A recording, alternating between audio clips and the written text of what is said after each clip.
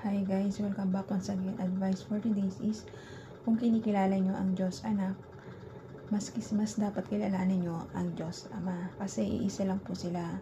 Kapag kinikilala nyo ang Diyos, ang ating Diyos Anak na si Jesus Christ, dapat po ganun din po, mas mamahalin kayo ng ating Diyos Ama. Kasi mas minamahal nyo ang kanyang anak.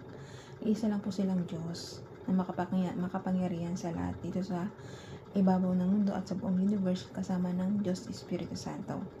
Ang Diyos Anak ay nagsakripisyo ng buhay niya para ialay ito para sa ating mga taong makasalanan na hindi dapat tuloy na gumagawa ng masasama para sa kapwa-tao nila.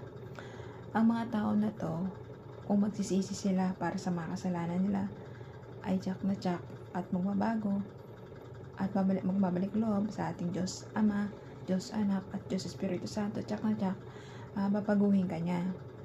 Kung ikaw kikilalanin mo ang ating Diyos Anak na si Jesus Christ at maliligtas ka, siya ang ating tagapagligtas. Siya ang daan papunta sa ating paraiso sa langit, sa heaven.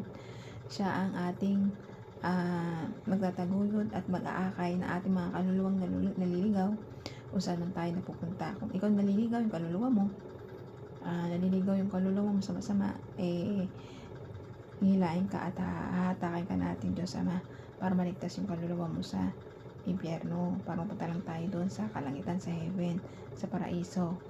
Pero kung ikaw ay hindi nagbabago, patuloy kang gumagawa ng kasamaan, ay tsak na tsak mapupunta ka sa impyerno. Pero kung may kinikilala kang Diyos Anak na si Jesus Christ at patuloy mo itong sinusunod yung mga utos niya at mabubuting gawa at 10 utos na pinibili ng kanyang Ama na ating Diyos Amang buhay na nasa langit, ay tsak ang kaligtasan natin lahat.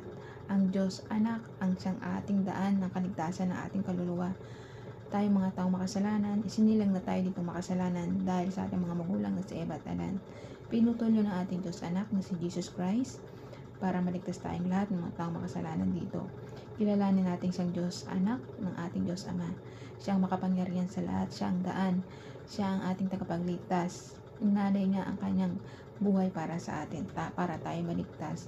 Ikaw ang taong masama, kung masama ka, magbago ka na po, magsisi ka na po sa iyong mga kasalanan at huwag na pong bumalik sa mga dati mong kinagisnang masasamang gawa. Kung ikaw ay masama, magbalik loob na po tayo sa ating Diyos Anak na si Jesus Christ. Pagsisihan mo lahat ng kasalanan mo at tatanggapin ka niya. Tatanggapin ka niya ng buong puso't kaluluwa.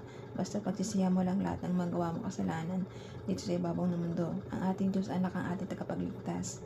Siya ang magliligtas sa atin sa impyerno para hindi tayo mapunta doon. Basta magsisisi ka lang ng buong puso't kaluluwa mo at hindi na babalikan yung mga mali mong nagawa. Kilalanin natin ang ating Diyos Anak na si Jesus Christ.